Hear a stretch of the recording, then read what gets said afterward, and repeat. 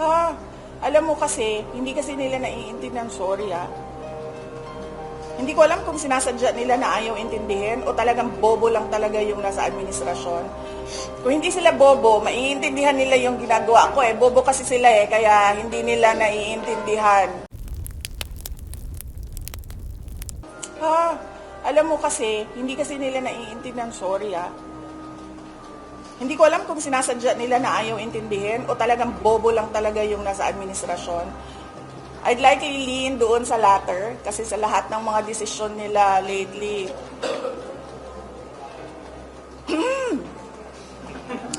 Ay, alam mo, sa totoo lang talaga, nahihiya ako as a Filipino ba na nanonood yung ibang bansa sa atin and ganito yung estado ng, this is the state of the nation. So, nilalagay namin doon personal to differentiate it from official. Kasi pag personal, hindi ako gumagamit ng pera ng bayan. Pag official, gumagamit ako ng pera ng bayan. Hindi ibig sabihin na personal na lakad yan ay holiday o pamamasyal yan. So, yun yung ibig sabihin ng personal. Walang ginamit na pera ng gobyerno sa lakad na ito. Pero nagtatrabaho pa rin ako. Sa official, ginamit namin ang pera ng gobyerno para sa lakad na ito, para sa trabaho namin sa Office of the Vice President. Yun yun. Hindi ibig sabihin na personal ay namamasyal. And so, yes, nagpapasalamat kami sa Filipino community ng Australia and nagpapasalamat kami sa Australian Police sa kanilang pagtulong-tulong para mabuo yung Free Duterte Now rally doon sa Melbourne. Alam mo, nakapagpapatuloy sa speculation. May mga bansang pinipitahan mo, ito-cover sa Australia at Malaysia. Kung hindi sila bobo, maiintindihan nila yung ginagawa ko eh. Bobo kasi sila eh, kaya hindi nila naiintindihan. Umupo sila. Tingnan nila. Hindi ko sasabihin kung ano yung ginagawa. I don't like talking about how I think and what I think.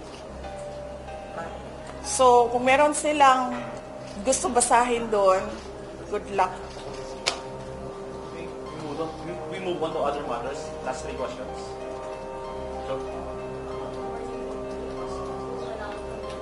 I'd like to ask you, since President Bongbong Marcos says this ongoing drug campaign is guiltless compared to the Ginzales administration. The whole thing daw, sabi niya, despite the fact that we will kill people that are just suspected of having anything to do with drugs, in this na gano'n na ginagawa natin, we are handling the drug problem differently. What is your reaction? Well, it remains to be seen if the bloodless drug war will be successful, no? So, let us judge that bloodless drug war by the end of his term, kung successful siya o hindi. last 2 questions. Jen. Comment lang din po sa sinabi ni BBM.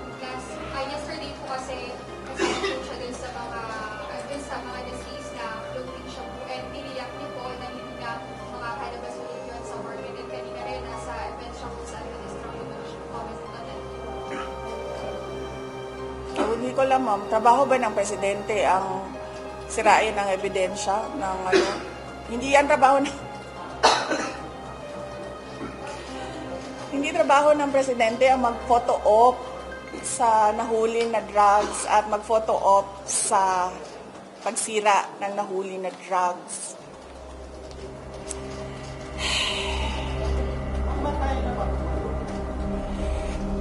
Frustration lang. Frustrated sa ginagawa ng administration. Kasi hindi ito yung maganda sa papel, maganda sa picture, hindi ganun eh. Dapat paniguraduhin mo na gumaganda yung buhay ng bawat Pilipino. Last one. Are you attending this one? Of course not.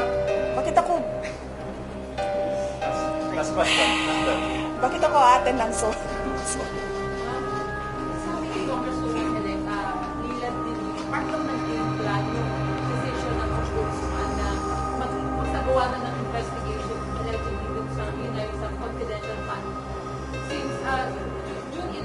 daw pinorward ng House yung kanilang committee report. And then, after 4 days, pinadala ka na raw ng to comment na within 10 days. So, part daw yun ng game lang para unahan yung impeachment case. Anong comment mo? Part ng game plan nila.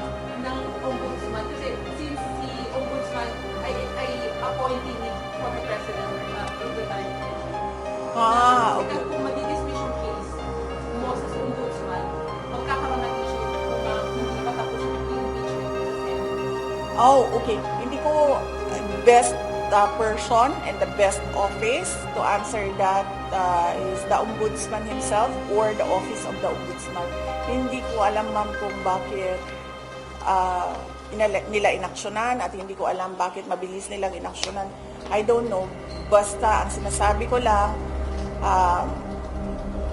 that the lawyers are ready to answer any charges, whether it is in courts, in the Sandigan Bayan, or in the impeachment court. Thank you. Ma'am, last. Kasi ito, issue to sa criminality, ma'am, kasi we are very much aware po sa criminality, ma'am.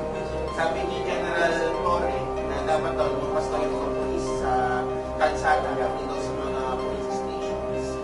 I know you have feelings about General Torre, pero do you think po ba yung Ano yung feelings ko? I know you have feelings. It's definitely not love. strong feelings against General Torre, pero sabi niyo po ba itong paglabas ng mga police natin sa mga istasyon would help resolve criminality sana? Oo. Kasi ganito yan. Diba? Meron kang police to population ratio at meron kang gustong gawin na police visibility. Kahit anong gawin mo, hindi dadami ang police, dodoble ang police overnight para umabot yung police to population ratio mo at magkaroon ka ng police sa kada kanto na ang buong teritoryo ng Pilipinas. Dapat ang ginagawa ng Pilipino, I'm trying not to utter the word BOBO ha, ang ginagawa ng Pilipino, nag-iisip siya. Ang daming teknolohiya na available na ngayon sa market. Paano ko ba gagawin at gagamitin ang modern technology para sa trabaho namin mga pulis? May drone, may robot, may CCTV, napakaluma na yan ng CCTV, at napakarami pang iba na pwede mong gamitin, pwede mong i-harness from the universe para gumaling, gumanda, at umayos ang trabaho ng pulis. Bakit nandoon ka pa rin sa ilalagay ko ang pulis sa kanto na with a drone, with a robot, kasi robot ang pagkakaalam ko sa pangalan nila, na pwede mong Deploy.